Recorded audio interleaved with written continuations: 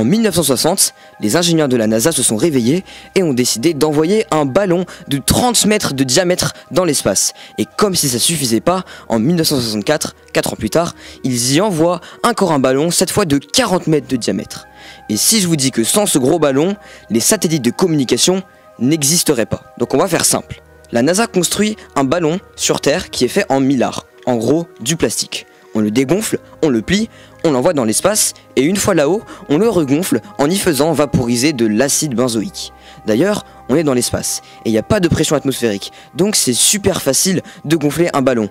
Sur Terre, quand on essaye de gonfler dans un ballon, on doit souffler super fort pour aller contre cette pression atmosphérique. Mais dans l'espace, il n'y en a pas. Vous pouvez essayer d'aller dans l'espace et de gonfler un ballon, il suffit juste d'un petit pchit et il éclate.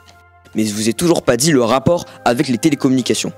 Ce satellite, sa particularité, c'est qu'il est assez gros pour refléter les ondes radio. Et la NASA l'a créé justement pour faire des expériences sur le transfert de données via l'espace. En gros, on a un émetteur radio sur Terre. On envoie une onde radio dans l'espace qui va se refléter contre ce ballon. Le reflet de l'onde va aller vers la Terre, mais beaucoup plus loin que l'endroit où on l'a envoyé. Et cela a donc abouti à la première émission radio d'un discours du président Eisenhower du New Jersey à la Californie.